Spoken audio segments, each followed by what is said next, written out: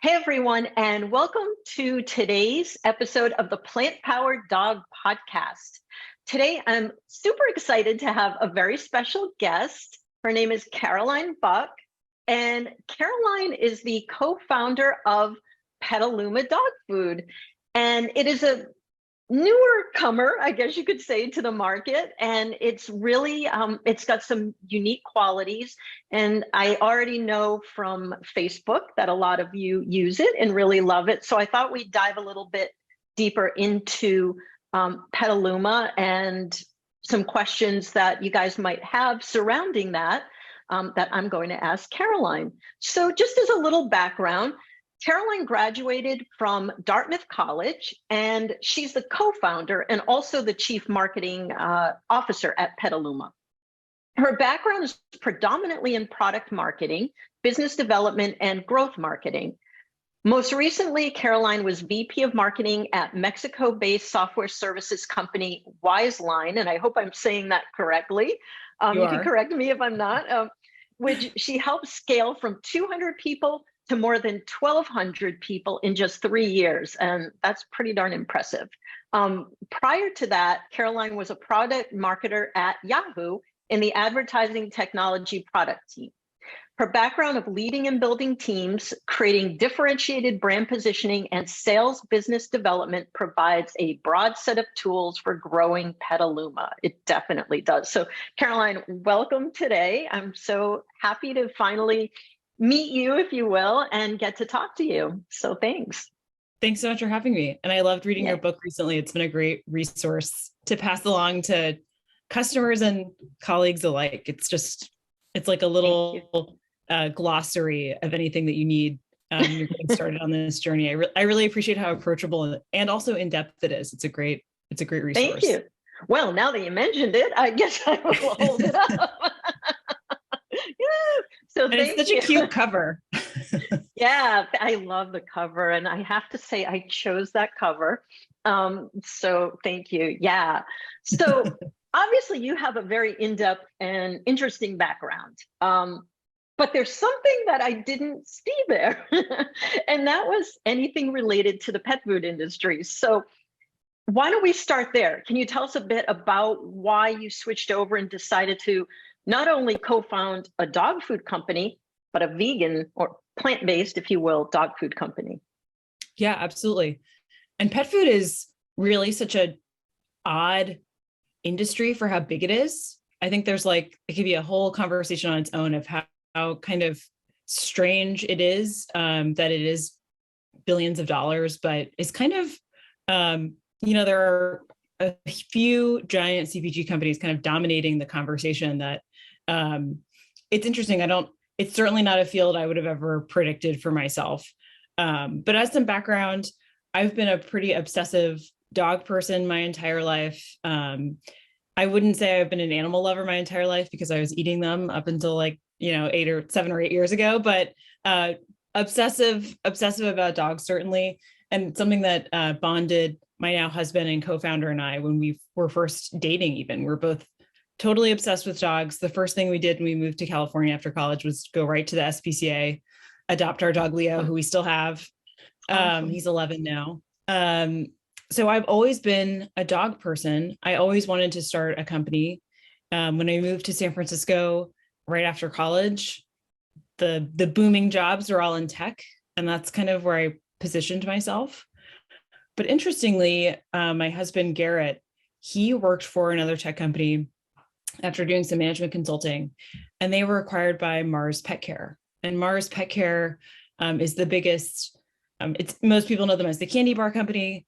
They make all kinds of chocolate bars and candy products and a whole host of other things, but they're the biggest dog food manufacturer for the United States.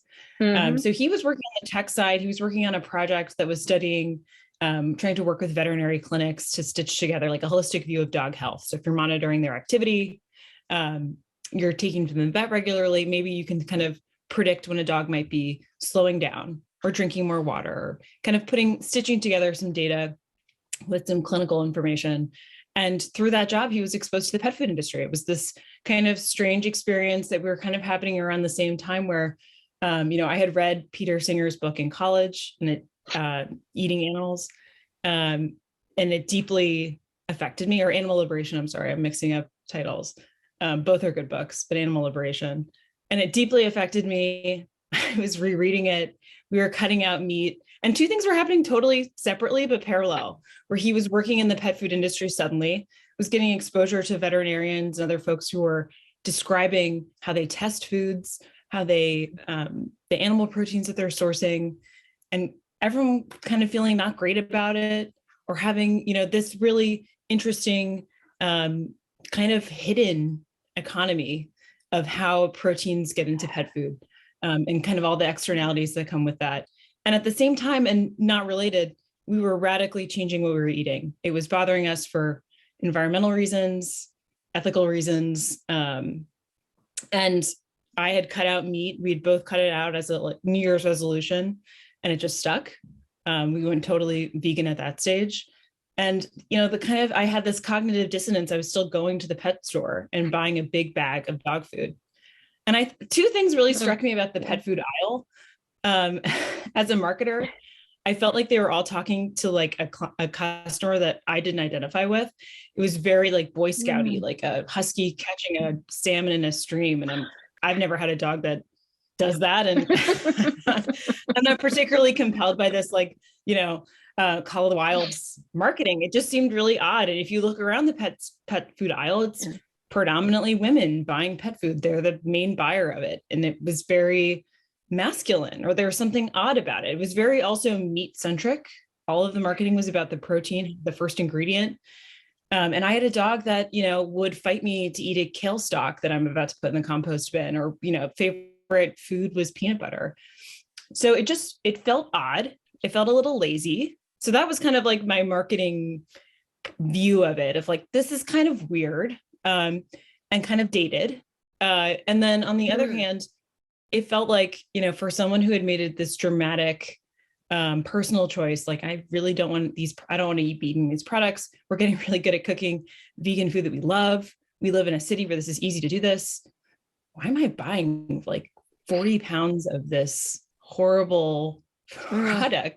Putting aside the health issues with a processed food, or a processed meat-based food, but it just felt really strange. It was just totally out of step with our other beliefs. And now that Garrett, my husband and co-founder, had been working at Mars for some time, he knew it was totally possible to feed them a diet that did not contain these animal proteins. And that the more people you spoke with, and especially the more advanced they were in their education around nutrition, so especially folks who are not on the clinical side, they were like, oh yeah, it's totally possible. It's hard to market, so it was more of a business. It was more of a commercial problem than a scientific problem. Wow. So we switched over to the various vegan formulations that were already on the market. And I felt like there was an opportunity, both of us saw an opportunity where you didn't have to necessarily sacrifice so much on the quality side. Not that those products aren't great. I'm so grateful that they existed and continue to exist.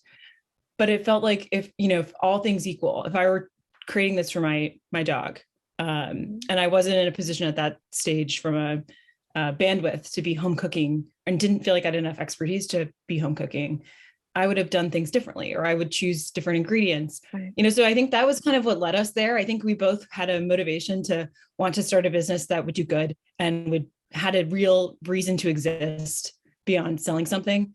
And right. I never in a million years would have expected, a decade ago, that it would have been vegan dog food, but here we are.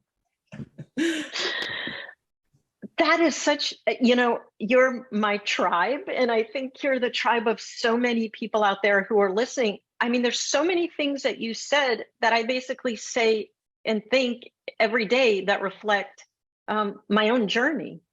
And I think that probably you're reflecting the journey of so many people that are watching and listening today.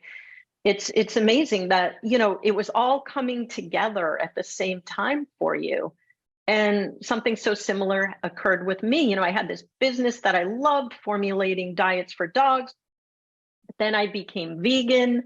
And even when I was vegetarian, I was formulating meat-based diets because I was buying into all these myths about, dogs needing to eat meat, and the whole Call of the Wild, and they're carnivores. Right.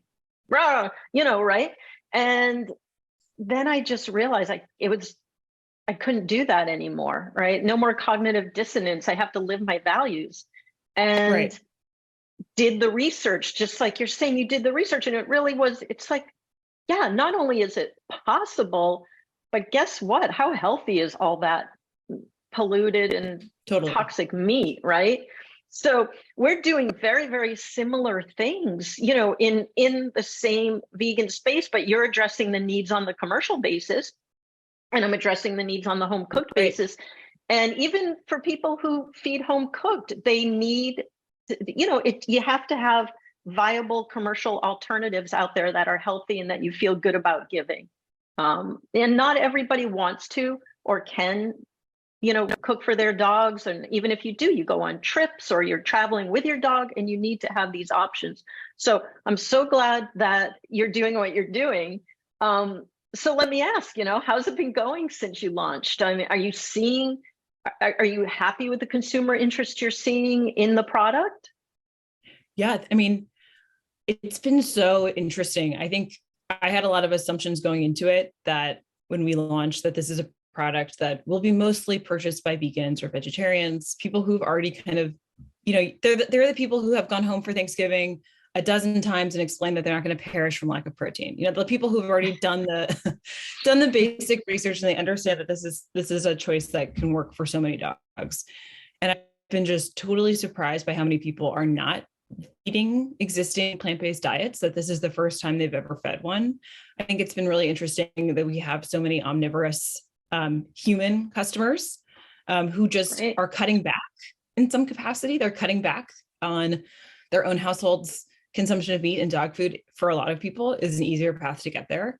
And then we also have people who are just frankly grossed out by the meat that's in Yeah. pet food, and they want something that is air quote clean. And they're looking for, Right. and maybe they end up buying something that they think is really high quality animal protein. They're still putting a little on top, or whatever pixie dust they think might help their animal or help them. But it's just been really surprising, kind of the diversity of approaches that people have, both personally and for their dog, that they're coming to the table with. But I think the core is that people are skeptical of kibble. And when I say kibble, I mean, typical Yeah. commercial packaged, extruded meat-based products. I think they're skeptical of it, or they don't feel like they've been well served by it, and they want something else. And so I think it's just been interesting to see how many people, like where people are, that they find themselves to a product like Petaluma's. And it's honestly, it's more gratifying for me to see those folks see themselves buying a product like ours. I think it shows the market's a lot bigger than just the relatively Right. small group of Americans who don't eat meat. Yeah, no, remember that study? What was it, from a couple of years ago, that something like, about 33% of dog guardians would feed a commercial diet if they were convinced that it was healthy. Right. And, that's what we're doing. We're showing that it is, we're providing options for them. So it's very interesting because a lot of even vegans, and I don't know if you've experienced this, but you can see it in the Facebook groups. Even a Oh lot yeah. of vegans are following that information and buying into, if you will, well, they're vegan, but their dog still needs meat. And it's such an educational process. And I'm so happy that you're also out there doing that. I mean, what, what do you say to vegans who are still buying into the misinformation, because it's out there in the Facebook groups all the time?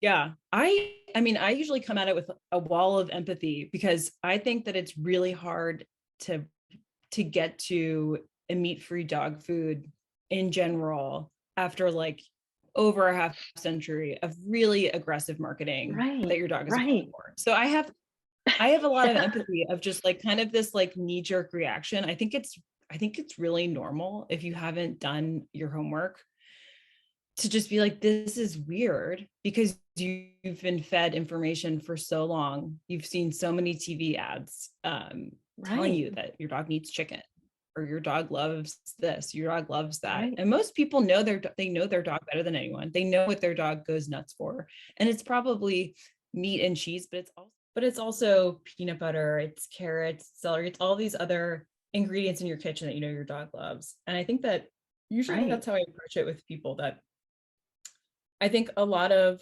when people think of a meat-free dog food, it's exactly that, right? It's the absence of something. And I'm trying to be in our marketing, I'm trying to be more forward about the plants themselves. These are flavors and tastes and nutrients that your dog needs or is getting it. It's on the ingredient label. Typically, they're already feeding. And there are so many functional benefits, so many nutritional benefits to having those plants that it's not just the absence of a protein, right? It's the inclusion of all of these others that your dog probably likes and is probably less likely to have all these other externalities, all these other problems. So I try, it can be frustrating sometimes when you have people who are just kind of resisting and don't want to learn more, but it's, for the most part, I found that I think a lot of people feel like they don't want, they want to learn more, but they are having this reaction of skepticism. And I think starting with a degree of empathy around, it makes total sense, like that you would feel this way. It makes total sense that you would have questions about this, or that you'd want to understand the distinction maybe between, knowing that dogs can digest carbohydrates and have been able to out of genetic adaptations that distinguish them from wolves. And that, it's not as straightforward as saying like a wolf, just entered human civilization and we should continue to feed them that way. So I think for a lot of people, once they kind of like the backstory of how dogs have evolved is, to me, so much more interesting than like the tropes. So I found that will really hold people's attention in a way that can be more compelling than just like a wolf that wandered into your house and is now part of your life. Like, so many interesting things happen for them to adapt to live with us, and those adaptations are incredible. But that both of us can now digest grains, and the rest is history. So I found that a lot of people feel like the dog food industry has gotten away with producing products that have made dogs have probably increased rates of cancer, all these other things that are happening that we know to be true, or that that the diet of your dog matters for their health and well-being. All these things, and you maybe feel like there's a disconnect between the products that have historically been made for those animals and what you're currently hoping to feed them, or this dog is, not in a dog house in your backyard. They're probably on your couch. Like, they're a family member. You're thinking about their nutrition as if they were a member of your household. And I think that disconnect bothers people. And I found that they feel more receptive to learning or understanding, you can get all these amino acids just fine in this product. You're feeding them the same thing every day. You don't need to worry about deficiencies here. I found that they become more receptive to that when you're coming from a place of, like, this industry was kind of designed for you to not appreciate that distinction. Has tended to work a little bit better if you can get someone to listen. I think to listen. Yeah, of course. I mean, the immense marketing dollars that go into it, like you said, and you see the wolf jumping out of your TV screen and then turning into your dog. It's all designed, more meat. And like you said, it's really over the last several decades, which is why, and like you said, it's so interesting to learn about how they evolved, which is why I spent a great deal of time on that in the book, because I wanted people to understand that there is science behind this. We're not just, we feel for all the animals that we're saving by not ruining and tormenting in their lives, and ultimately, unfortunately, murdering them for pet food. But there's science behind it. You can feel good that it's actually healthier for your dog. Right. And they've, genetically adapted over tens of thousands of years. And I always find it so interesting. I don't know if, the irony that they, like you said, they're on your couch and, sleeping in your bed, and they're riding in your car. And the same people who do all of those things with their dogs are going, no, my dog's a wolf, Totally. And I have gotten irreverent at times and said, well, then you shouldn't be forcing your dog to live in your house. You should be letting them go and hunt with their brethren. Right. And let's see how that's going to work out for them, So all these behavioral adaptations are so easy for people to embrace. But there's still because there's not the marketing against that, but there's still the marketing against the nutritional side. And, I'm not a conspiracy theorist, but let's face it, the mass market meat-based pet food industry and the animal agricultural industry aren't too far apart in their, But and you they're know. often, this was me, a novice to the pet food industry coming into it. It probably surprises zero people who've been in the pet food industry for any length of time, but the slaughterhouse is right next to the pet food manufacturing facility. Yeah. They're usually like, Mm, a half mile yeah. apart. So Yeah. there's a reason they benefit off of each other. They have, it's a, and it's an, I think we're at a really interesting inflection point for pet food because they seem to be, it seems like a lot of people are now kind of like where maybe they had hid or tried to not talk about byproducts or rendering products, or Right. they've tried to maybe avoid using that language to describe where their protein came from because it obviously is gross. We're now seeing people who Yeah. are engaging in a little bit of greenwashing, saying, "Oh, the pet food industry has actually always been sustainable. It's taking Right. this leftover stuff that nobody wanted and turning it into product."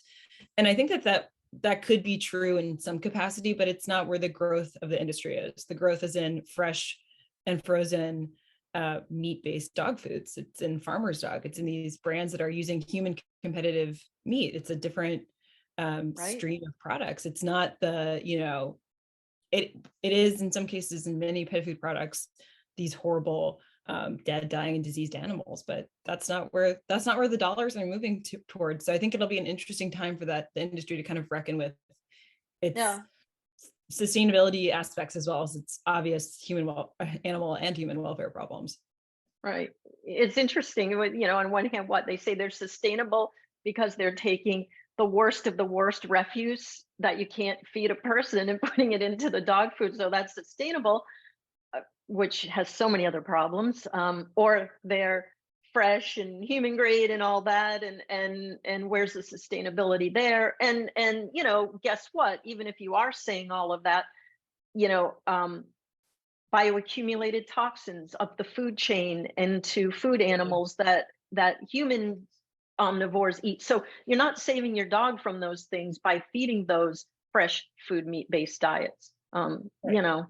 So either way. So I mean, I guess given all of this, what do you think? Because let's face it, in the scheme of the whole pet food industry, the vegan foods are still, these are newcomers. What do they have to do? Like, what do you, first of all, like, I guess I should ask, where do you see the industry kind of in 5 years, and what do you think the vegan dog food industry players have to do in order to become more viable competitors to Mhm. the traditional meat-based diets? Yeah, it's interesting. I think, like, in some ways I would have expected, I think it would have been hard for me if I'd been in the industry when grain-free diets came around, like that they became very popular. Um, I think that there certainly can be complete and balanced grain-free formulas if they're done well. Um, but it wasn't out of a bunch of studies saying that grain-free diets were healthier. It boomed in popularity, I think, um, alongside human trends away from Right. carbohydrates and a paleo diet and things that were happening. And pet food is kind of a delayed reaction to the human nutrition world, right? So like, I think that was like an interesting trend to observe as someone on the sidelines of like, why is this becoming so popular? Is it because humans are have a perception that carbohydrates should be reduced and then it's spilling over Right. into pet food? Why is this happening? It's kind of odd. And it's not really rooted in like a groundbreaking study that said that grain-free diet's the way to feed your dog. And then everyone kind of Right. changes gears. And the pet food customer can be fickle that way, that they can change course through marketing. Not that that is a reason to be aggressive in marketing, but that was kind of interesting to me to observe. And I do think that the delayed reaction from human to pet is now we're seeing more interest in these meat-free diets. I think in part because people are making dietary shifts, and we're starting to see that come into the fore more in the pet food space, where they now understand, and maybe they didn't 10 years ago, that their blood work improves when they cut out processed foods, and they're lowering their salt intake and they're cutting back on all these other things as kind of nice side effects of cutting out animal-based products, or they're ethically motivated to cut them out. So I think in part, products like Petaluma will benefit from that delayed reaction into the pet food space, that there are just now more people who are conversant in meat-free eating as humans. Um, And there's a lag between those two things. So that's one thing that I'm just optimistic about, that just it's becoming less and less weird as a human living in the world, not eating animals. There's fewer eyebrows raised. Fewer people want to debate me every time we're at a restaurant, which is nice. And then I think the other thing that I'm trying to work through all the time, and I talk to people who are smarter than me about this all the time, and I'm always kind of shifting my thoughts around it. I think the word vegan can help and hurt, just because I think it's a philosophy. And I think that can be challenging for people who may be concerned that a philosophy is driving a formulation of a product rather than science. And I think it's a really careful threading of the needle to balance those two things, to kind of show your values and prove the science. And I think that those two things have to be kind of managed well for more people who are going to come to the table with increased skepticism about a product and how it was formulated. So we've tried to balance that by being as transparent as we possibly can be about every aspect of the product. And it's a degree of transparency that I don't think anyone in the animal-based world in pet food would ever even want to do. It doesn't help you sometimes to be totally transparent. You're inviting lots of questions. So I think that that's going to be a real opportunity for the plant-based diets to show their work, to show it out, to do more of these studies that are coming out all the time, which is fabulous. But to continue to be like rigorous in the scientific side of things, because I think, as you know deeply, clinical veterinarians have very little nutritional education. And if they did have it, it was a long time ago, and it was about all kinds of animals. It wasn't just dogs. And, when I've talked to veterinary students who are coming out of school more recently, they have a more updated set of skills. They have a slightly more open opinion about things. They are living in today's society. They are more exposed to these types of nutritional preferences and diets. But I think that potentially decoupling the word vegan from formulations that don't include meat can be helpful potentially to move the needle towards a more mainstream appeal. Just if we can show with science and win with values, I think that might be a better approach to kind of grab more of that market in the next few years. Yeah, 100%. I struggle with that myself, and I'm called plant powered. Obviously, in the book is plant powered because veganism is an ethical, by definition, veganism is an ethical choice by the organizations that made up that that first word. And of course, our dogs aren't making an ethical choice, just as children don't make their own ethical choices. So I've always gone with plant-based for that reason. And then I started adding vegan in more because, quite honestly, if you look at how the public often talks about it, it's with the word vegan. So if it's like a balancing act of not wanting to stigmatize the food, if you will, by thinking that we're putting that philosophy on it, but also wanting to have people understand that it is, because plant-based, when someone says I'm plant-based, that doesn't mean that they're 100% not eating animal products. So you get that issue, right? It's like, it doesn't mean they're vegan or free of animal products. So so I've struggled with that too. But 100% too about the science. And, let's face it, studies take money. And who has the most money at this point are the, traditional mass market meat-based pet foods. I'll get all the time, well, what's the science?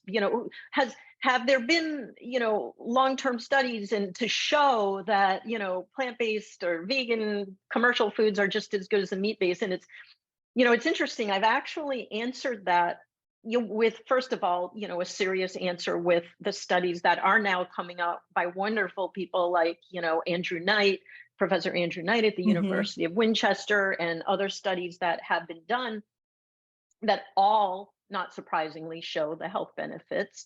But if you carefully listen to the phrasing of a question, such as, have long-term studies been done to show that plant-fed dogs or vegan dogs live longer?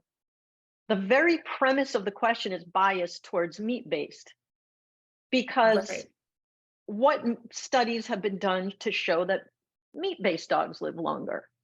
None, because the two would go Right. together, right? So it's Totally. kind of, in our judicial system, we have an innocent until proven guilty premise. But in the pet food industry, we have a guilty until proven innocent premise about plants. And that's, I believe, totally due to marketing. Yeah, Correct absolutely. me if I'm wrong, Caroline. Have any studies ever showed that dogs who eat a commercial meat-based diet would live longer than dogs who eat a commercial vegan or plant-based diet?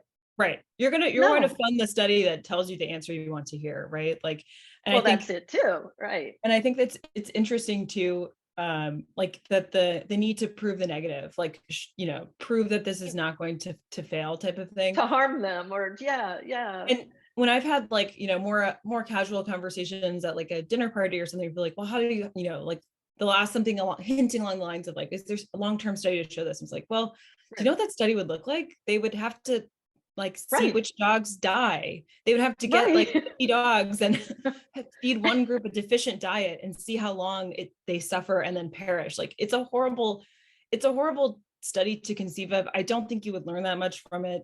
There's plenty of evidence from the 20, 30, 40 years that some of these diets have existed and that we would know patterns by now if they were massively deficient. There's all kinds of studies you can run. So I think I totally agree to your point. Like, I think that people are kind of telling on themselves when they ask questions like that. There's no long-term study showing that feeding your dog a conventional meat-based kibble diet is going to reduce risk of almost anything. They might be No, able to, they might be just fine. Um, they may not have any ill effects from it, but I think most people would know that there's a link between nutrition and health, and there's generally a link between nutrition and longevity.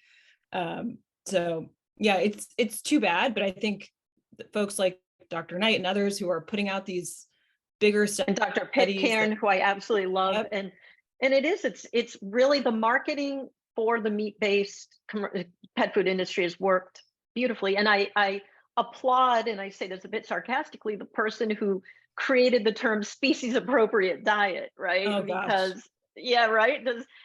Who amongst us plant-based folks does not cringe at that? Because first of all, as I was saying before, and you were saying, and we're talking about behaviorally, our modern companion dogs are not wolves, right? They are totally, domesticated dogs. So a species appropriate diet must be a diet that is appropriate to who they are today, not a wolf living in the wild, which they right, haven't been for tens of thousands of years, right? Which is why evolution, like you talked about, it's not a trope. Evolution is so important to understand um, how this has come about over tens of thousands of years. Um, right, you know, so yes, people are more aware of what's happening in the animal agriculture industry and environmentally what it takes to raise food animals. So I'm confident that what our message is that it's the future, right? So let's go with that, because I truly believe that it has to be that way. We can't sustain it any other way. Um, so more and more people will buy, plant-based vegan dog food, however you want to term it. Why Petaluma? Like, what did you guys do to make it different from other products that are on the market right now? yeah, we spent years coming up with the formula and testing it and trying it, baking it at home for a long time, trying Wow. to get it right, and talking to a lot of people, veterinary nutritionists, people in the industry. And I think for us, like, I wanted something that was not kibble. I wanted something I didn't need to add, when I'm sure most of your listeners know, but when they make kibble, it's pressure cooked and then it's usually sprayed with fat and flavor at the end. So it has a taste, but that it's a very processed food. And I think, there's nothing intrinsically wrong with processing, but the way that you prepare plant proteins matters for health benefits and digestibility and all these other nice benefits. You can preserve more nutritional value if you cook it at a lower temperature. So we wanted to do something that was not kibble, and something that was not as logistically challenging as a fresh food. So I think we were trying to figure out what is the medium between those two things. What is a food that we don't need to add flavors, and we don't need to pump it with palatants. It can be a food that the dogs can taste the ingredients in, and preserve some of that nutrition, but without going as far as a fresh delivery food. I think that seemed like frankly, a harder business. Seemed like logistically really challenging. And then also has some sustainability challenges in terms of, you're paying for the water that's in that food, and it needs to be shipped in dry ice, or it needs to be refrigerated to get to you. And absolutely. So for all those reasons, it seemed harder. So we landed on baking a food. Baking has become more popular in the last few years as an alternative to kibble. It's still relatively new. We originally, when we were making our food, we were running the food in a pet food bakery that only made treats. So they're a very, very small number of facilities that even have these like long conveyor ovens that are suitable to making a baked food. So it's still kind of a novelty in the space. And we knew that we wanted the protein source to be something that you knew that your dog already liked. So one of our main protein sources is peanut butter. Peanut butter is not used in dog food, really. It's not really used as a flavor. It's expensive to buy human grade peanut butter, unsurprisingly. And so I think we wanted it to be focused on the plants themselves. We wanted the flavor profile to be about plants. I think, and this is a difference of opinion, and I think there's lots of approaches for it, but I think a lot of the plant-based or the alternative diets will kind of lean on meat flavors. They'll say like, something casserole, or it'll have like a hint at it. We wanted to try to focus on the actual ingredients themselves coming through in the product. A really nice part about baking is because it's made like the way you would make cookies, it's all of the ingredients go into a dough. You can kind of see in the individual pieces like carrots and parsley, and you can identify what it's made of. So I think that my hope for Petaluma was that it would kind of be an alternative to something like a farmer's dog, where you feel like you're getting better ingredients, or you can see when you open it, like, oh, that's, a piece of carrot, or I can identify that this is not kibble, without any of the animal proteins or the environmental consequences of being a fresh food. That there is that customer who's like, I don't really want to feed something so processed as kibble, or I'm not comfortable with the way that kibble is produced, but I'm not quite in a position to give up my fridge space, or I'm not quite ready to dedicate the expense of a fresh product. So I think we're designing for that person who finds himself in that middle space, who wants something that's premium. Our product is over 50% organic, which is a whole separate conversation. Which was my next question, so we might as well go into it. Which is, I love that it contains organic ingredients. So why not 100% organic? Yeah, it's such a good question. So organic is interesting. Currently, there are certain amino acid supplementation that we do in dog food, like adding L-carnitine and taurine, and that's not approved by USDA organic for dog food. It is approved for cat food, interestingly. It's not approved for dog food. So just out of the gates, if you're supplementing the food properly, it will not meet the standards. So that's like a very tactical part of it, but it's extremely expensive to buy organic ingredients at a scale to put them in a pet food. I'm sure, as people know, some things are nominally more expensive, some things are astronomically more expensive depending on what you're buying, and there just hasn't been as much demand for the ingredient suppliers to prioritize organic ingredients. And also, we find this a lot with we have a treat product that's just a dehydrated sweet potato. That's a product that is competitive with baby food. Like, the only other real buyer of organic sweet potatoes is baby food. And it's a market that gets kind of gobbled up by, the organic market is very competitive because it's a very small percentage of what's grown in the US.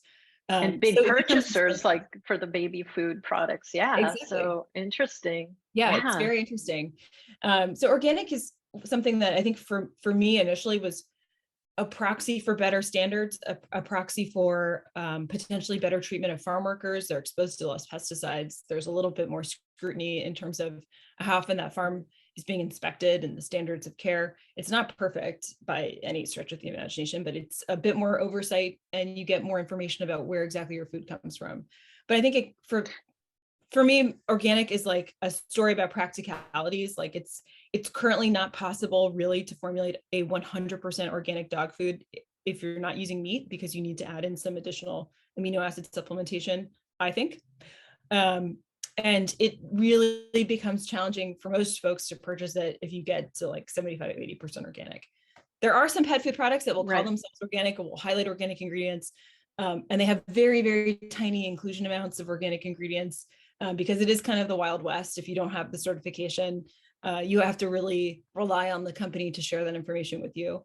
But it's something I'm optimistic about as that becomes more competitive, as more crops are grown organically. That's something we can include at a higher rate. A lot of times there are certain ingredients where, there's little benefit to having it be organic, or not, not necessary, if you will, from a pesticide perspective. Right. Like we use a very small amount of marine microalgae as an omega-3. It is organic because there's no pesticides being applied on the ocean. So it's kind of like a funny thing, like, it's relevant in some places and it's not in others, where depending on how it's grown, where it's grown, it may not even matter. In some cases, it really matters because the gulf between the two products is huge, or how the standards of this is a product typically put into feed animal food products, so it's really low quality, and you really want to make sure you're getting a better version of it. So it's a story of trade-offs, like all ingredient selection things. But I think how important it is, like I think for a sweet potato jerky, where your dog is literally chewing on the skin of the sweet potato and it's the whole ingredient being sliced, that felt really important to be organically grown. But yeah, it's tricky, and it requires, I think, a digging a bit deeper to understand, like, which ones should I really care about, or which ones might be, like peanut butter is a great one. Like if you're using a really low cost peanut butter, you might have a lot of low cost peanut butters have additives in them. They have sugar, they have salt, they have all these other things in them. They may not have the standards that you would want for your own household, let alone for your dog. So I think it's picking and choosing which ingredients and how they're prepared, and how the literal crop is grown, I think matters quite a bit. So let's switch over to something that you and I see a lot and that we've talked about. And I think, it's worth addressing here because not everyone in your position addresses it, I think, as transparently and honestly and with the consumer's best interest in mind as you do. And I really applaud that. And that's that we both read a lot on social media about people who feed adult commercial diets, and Petaluma is an adult formulation. And they will feed that to their growing puppy, and in many times even a large breed growing puppy. So let's clear the air here on who Petaluma is geared for, and is that okay? Yeah, it's such a touchy subject, and I know you and I have talked about this quite a bit, but I really struggle with it because I want to arm someone with their options, and there aren't very many options commercially. There are none that I would recommend that are plant-based, that are off the shelf. And it's really challenging because you don't want to tell someone to feed an animal-based diet. Yeah, it's tough. So usually what I tell people is that this is not a product for puppies. It is deficient in some capacities for a growth stage dog. And depending on the size of your dog, like you mentioned, large breed, they might grow too quickly on this type of diet, or they may, if you get something wrong, you could be really putting your dog on the wrong course to have problems later on. And the supplementing, which I know we've also discussed, of you taking an adult formula and adjusting it in a DIY way to fit a puppy, I think is really hard. I think there might be a certain type of customer who's comfortable doing that if they are measuring things really perfectly and they're really making sure that they get everything dialed in. But I think the reality is it's hard to do that in a way that's consistent. I think the industry, that's one of the things that we'll be looking for in the industry, is to catch up, with the mainstream industry, with some good puppy food formulations. Absolutely. So I think we're at that growing pain stage here. where that's one of the key things I know I'll be super appreciative of when I can actually have more options to recommend for people, regarding plant-based puppy foods. So, but yeah, you bring, to try and do it yourself, you would need, I use when I formulate, and of course your formulas, you're using scientific formulation programs. Right. And especially when you're talking about a large breed puppy, you can really have lifelong adverse effects. Right. So I hope, people just understand what an adult food is. But we're going to look to you guys, I hope, to bring out a puppy food. Is this on, let me ask, is there a puppy food on in the foreseeable future, or something we might hope for? The problem that we've run into is that there are just certain ingredients that you need in a meat-free formulation that are not yet approved for use in puppies. And I think it can happen soon. Or, maybe someone will be comfortable taking that step and formulating it with puppies in mind, and maybe not getting full AFCO approval, or, Right. I think there's some hurdles there around specific add ingredients, like marine microalgae is one. So I think it'll be interesting. I think it's very possible. I'm very bullish on meat-free puppy food. I think it can be done no problem. It's just a regulatory thing at this stage, and getting kind of the testing to a spot where people can feel good about it. So I would love to formulate one. I think if I had a puppy, I would be really tossing my hands up, because I know how to formulate a dog food, and I would feel a little uneasy doing it. So it's a good reason to adopt one of the many older dogs in the shelter if you're Yeah, right. Exactly. Yep. And I think a mistake that some people, that you and I have both seen people make in some of these groups where they're talking about puppies, is that, if someone's marketing an all life stage diet, that it means that it's safe for puppies. And I think if you're someone who just got a puppy and you don't want to feed them a meat-based diet and you're considering an all life stage diet, I would ask that manufacturer to give you a breakdown of all of the ingredients, to give you a full panel of, understand the macro and micronutrients that are in there. Where's the source of DHA coming from? Because there's not one that I'm aware of that's approved for puppies that's vegan. So I think getting some transparency, maybe that is a viable solution, but I don't see any data that convinces me that there's something on the market right now that works for puppies, or that I would feel comfortable feeding to a puppy. And it's tough because even in all life stage food, a large breed puppy should not be fed in all life stage food, at least, like for at least the first, say, 6 months of their life. One of the things that I just love is your dedication to transparency, the social consciousness of how you run the business. So many, unfortunately, dog food companies do their testing on dogs, right? And it's all wrapped into wanting it to be a better world for everybody. So, you're encompassing all of that, I think, with your approach, which is like awesome. So, like, kind of, I guess finally I would just ask, so someone wants to, switch. Of course, we want, you want Petaluma, but what if for some reason they're in another country? We get people from all over. What recommendation would you give to people who are looking to find the right vegan or vegan/plant-based food for their dog? Thank you. I have always had the fortune of having extremely non-picky dogs. So, they're horrible taste testers for any product we're working on, because they will inhale anything I put in front of them. I know that many other people have very selective dogs. Yeah. And it can be a process to kind of figure out like what, what they, and it's been interesting to me I have so much empathy now for people who are picky eaters. They'll send me a list of like, the 20 things that they've tried or, they've tried a little this, a little that, a little this, and I'm recommending things to them they've already tried. Have you tried putting water on your food? Have you tried doing XYZ things? So I would recommend for people who are curious about it to just sample a few things, sample plants also. Like there are so many different plants in the plant kingdom that your dog can be fed that are great for them, and see what flavors they like. Get a sense for like, do you have a dog who is just and like what you want to address with diet, right? So like starting from a Right. place of like, I have an adult dog who could stand to lose a little bit of weight.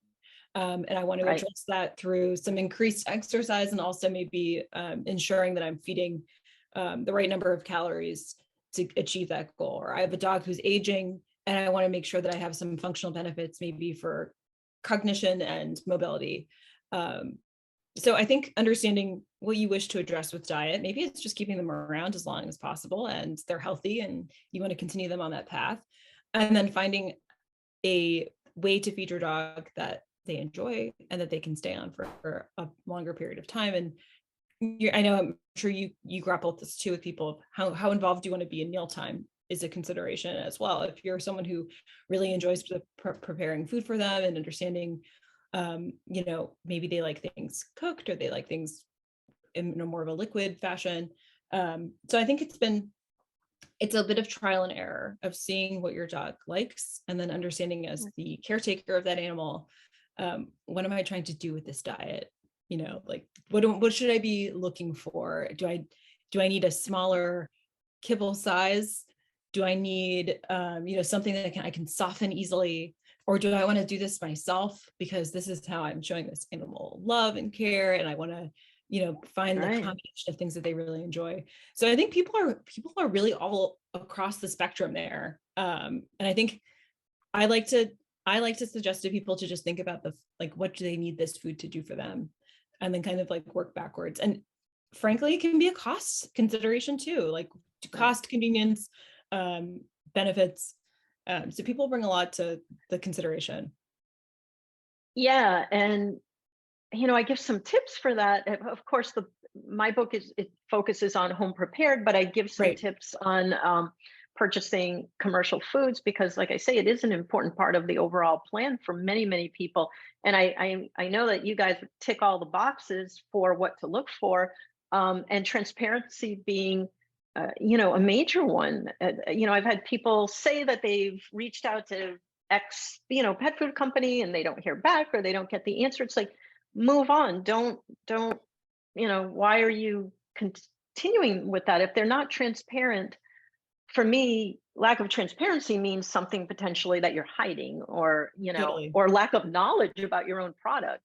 um I mean, we've corresponded, and I've seen some of your responses to people's questions. I've had that pleasure, and I can tell everybody that I've never seen anybody answer consumer questions from the commercial pet food side with such amazing um, detail, accuracy, technical knowledge, scientific knowledge, and passion, caring about it. So I just want to thank you for being here and talking to us because it's so obvious that you care. And I wasn't aware that it was your husband that co-founded it with you. So yay, what a great husband wife business to have. So thank you so much for being here. And Thank is you so there much for having anything us. final that you want to say to anybody before we go? I am so appreciative of how accessible you've been to us too. I think you've just been a really valuable resource. It's always wonderful to bounce ideas off of someone who has really shared values, and I think we have a really similar approach to what we hope to see out of the space. Um, and I think Sure. I'll end with, I think for a lot of people, they're not sure if their dog would like a diet that doesn't contain meat in it. So we have a free sample program that I think has been really successful for people, like whether you want to end up feeding a totally different diet or you want to end up cooking, try a sample of it and just see if that maybe challenges something within you that, oh, my dog is loving this product and there's not a single trace of animals in it. So I think that can be Yay. um, one of those shifting moments where you're like, huh. And we need a lot of those little moments, I think, to add up to some bigger change in the space. So I'll close with Yep. that, but I'm so appreciative of your help, and I'm very grateful for your time. It's been lovely to connect. Yeah, we've been waiting for this for a long time, for those who don't know it. so so it's awesome. And I will say, Caroline came to us today while traveling. So I apologize for those few moments where it might have had, a little static or blanking out, but that's what you get when you're in a hotel room and you're giving us your valuable time while you're on the road. So thank you. Thanks so much, Caroline. Thank So, you. all right. So thanks everyone for joining us, and we'll see you next time on the Plant Powered Dog Podcast.